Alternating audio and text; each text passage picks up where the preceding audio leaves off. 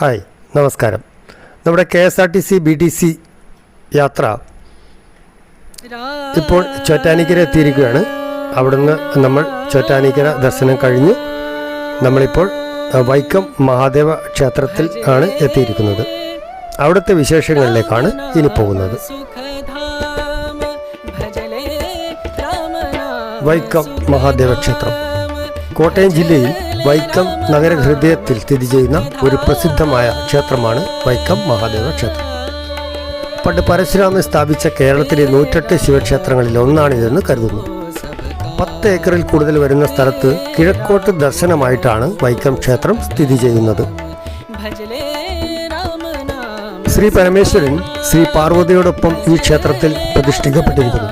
ഇവിടുത്തെ മഹാദേവന് അന്നദാന പ്രഭു എന്നൊരു പേരുമുണ്ട്. ക്ഷേത്രാങ്കണത്തിന്റെ വടക്കേ അറ്റത്ത് 2 നില ഊട്ടുപുര, അവിടെ ക്ഷേത്ര കലാപീഠവും പ്രവർത്തിക്കുന്നു. ഊട്ടുപുരയുടെ വടക്കുമാറി അമ്പലക്കുളവും ക്ഷേത്രത്തിന്റെ പടിഞ്ഞാറ് ഭാഗത്ത് വേമ്പനാട്ട് കായൽ നീണ്ടു നിവർന്ന് കിടന്നു. അവിടെ ബോട്ട് ജെട്ടിയുമുണ്ട്. ദിവസവും അവിടെ നിന്ന് ബോട്ട് സർവീസ് ഉണ്ടാകും. ഗണപതി 3 പ്രതിഷ്ഠകൾ, 2 എണ്ണം നാലമ്പലത്തിനകത്തും 1 പുറത്തും.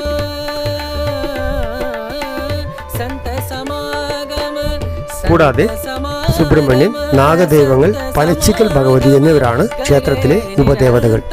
വൃശ്ചിക മാസത്തിൽ കറുത്ത പക്ഷത്തിലെ നവമി ആറാട്ടായുള്ള ഉത്സവവും അതിനിടയിൽ വരുന്ന വൈക്കത്തഷ്ടമിയുമാണ് ക്ഷേത്രത്തിലെ പ്രധാന ആണ്ടുവിശേഷം. നമുക്ക് യാത്രയിൽ ഒരുപാട് ക്ഷേത്രങ്ങൾ കവർ ചെയ്യേണ്ടതുകൊണ്ട് അധിക സമയം ഓരോരോ ക്ഷേത്രത്തിൽ നിൽക്കാറില്ല. പെട്ടെന്ന് നമ്മൾ ഓരോ ക്ഷേത്രത്തിൽ കണ്ട് തൊഴുത് ബാക്കി കാര്യങ്ങളൊക്കെ അറിഞ്ഞ് പെട്ടെന്ന് തന്നെ നീങ്ങാറാണ് പതിവ്. ഇപ്പോൾ നമ്മൾ അവിടെ നിന്ന് വൈക്കത്തുനിന്ന് ഇറങ്ങി നേരെ ഇപ്പം കടുത്തുരുത്തി ക്ഷേത്രത്തിലേക്ക് കയറിയിരിക്കുകയാണ്. അവിടുത്തെ വിശേഷങ്ങളാണ് ഇപ്പോൾ നിങ്ങൾ കണ്ടുകൊണ്ടിരിക്കുന്നത്. കേരളത്തിൽ കോട്ടയം ജില്ലയിൽ വൈക്കം താലൂക്കിൽ കടുത്തുരുത്തി ഗ്രാമത്തിൽ സ്ഥിതി ചെയ്യുന്ന പുരാതനമായ ഒരു ക്ഷേത്രമാണ് കടുത്തുരുത്തി തളി മഹാദേവ ക്ഷേത്രം.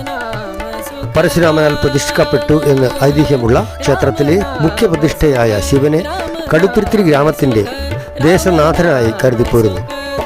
ഖരമഹർഷിയാൽ പ്രതിഷ്ഠിക്കപ്പെട്ട 3 ശിവലിംഗങ്ങളിൽ രണ്ടാമത്തേത് ഇവിടെയാണ്. വൈക്കം, കടുത്തുരുത്തി, ഏറ്റുമാറ് ക്ഷേത്രങ്ങളിൽ ഒരേ ദിവസം ദർശനം നടത്തുന്നത് പുണ്യമാണെന്ന് കരുതിപ്പോരുന്നു.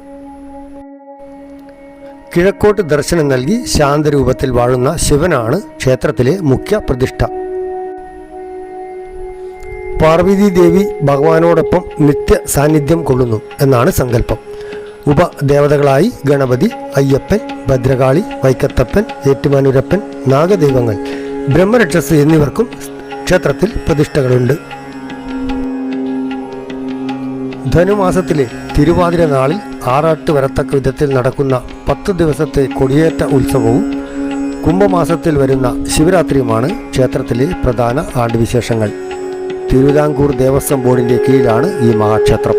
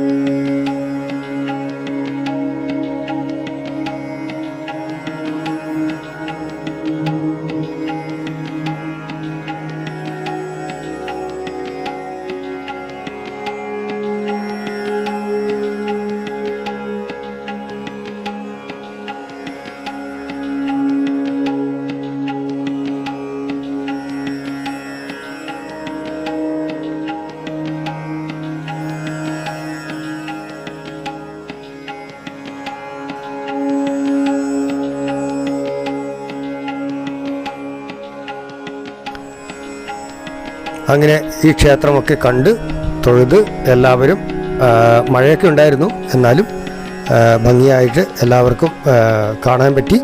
അതിനുശേഷം നമ്മളിപ്പോൾ ഇനി പോകുന്നത് ഏറ്റുമാനൂരേക്കാണ്. അവിടുത്തെ വിശേഷങ്ങളുമായി ഇനി വരാം.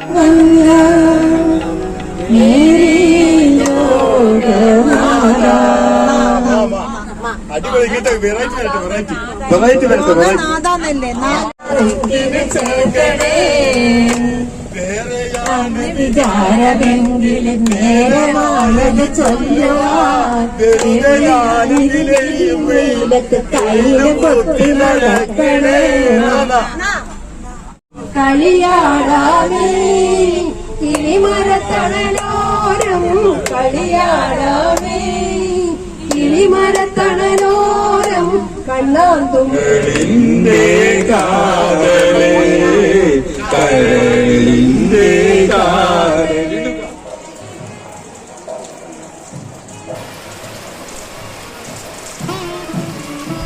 കോട്ടയം ജില്ലയിൽ ഏറ്റുമാനൂർ നഗരഹൃദയത്തിൽ MC റോഡിൻ്റെ കിഴക്ക് വശത്ത് സ്ഥിതി ചെയ്യുന്ന ഒരു പ്രസിദ്ധമായ ശിവക്ഷേത്രമാണ് ഏറ്റുമാനൂർ മഹാദേവ ക്ഷേത്രം.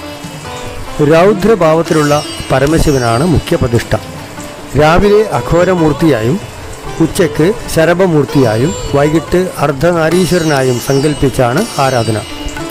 സർവ്വ ദുരിതങ്ങൾക്കും ഇവിടുത്തെ ദർശനം ഫലപ്രദമെന്നാണ് വിശ്വാസം.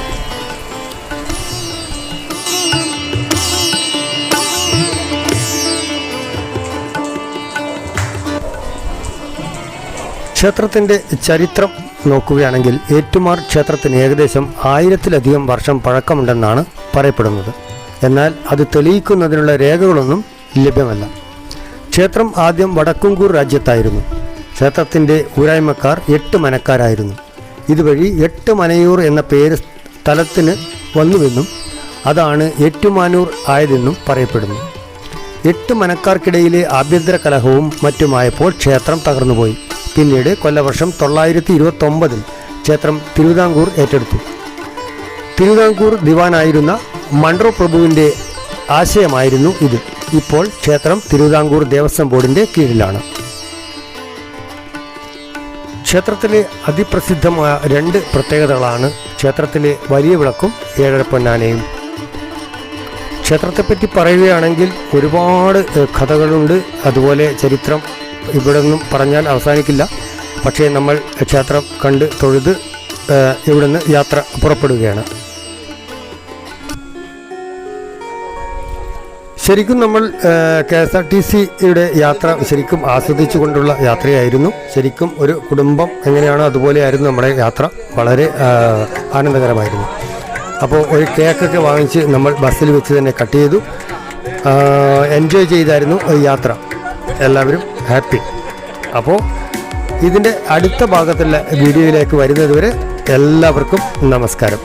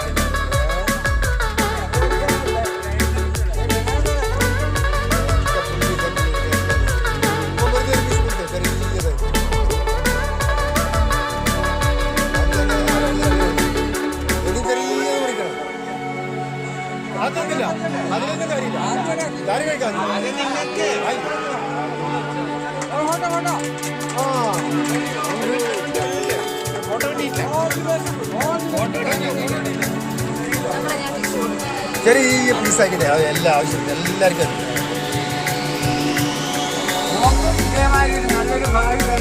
അതന്നെ. മാനം കണ്ണും നട്ടു ഞാൻ